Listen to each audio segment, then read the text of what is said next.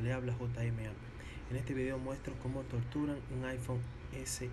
18 bin tests on high-end smartphones over the past year, which means I've probably bent more phones than anyone else in the world. I'm pretty sure my mother is extremely proud. Let's get started with the scratch test.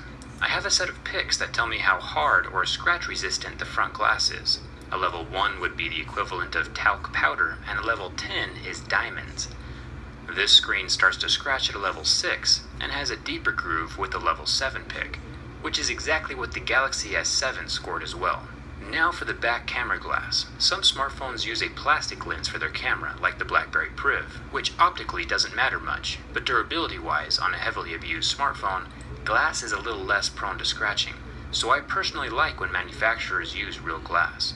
Luckily, Apple did use glass for this phone. Let's give them a thumbs up for using the glass to cover their 4K camera. The lens does sit perfectly flush with the back panel though. There is no protective lip like with other iPhones, so impacts can directly affect the glass. Watch out for that. The back metal is aluminum. Apple didn't brag about their 7000 series aluminum this time around, so it's possible they did drop back to the 6000 series for the more budget device. Keys and coins can scuff up the bead-blasted satin finish. The Apple logo in the center of the phone is made of stainless steel. Another positive point for the iPhone SE is the home button. It appears to be made out of glass or ceramic and does not easily scratch like the plastic home button on the Galaxy S7 or the Note 5. On to the burn test. This is always interesting to me. Every screen is made a bit different. Apple uses an IPS backlit display, which isn't quite as vibrant or saturated as an AMOLED screen.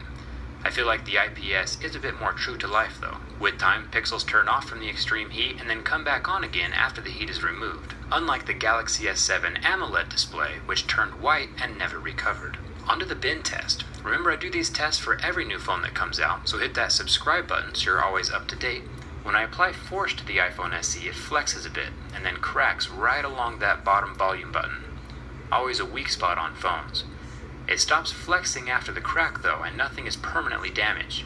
It survived more force than the Nexus 6P did, as well as the Xperia Z5, so it's a tough call, but I think this phone passes the bin test even with the minor edge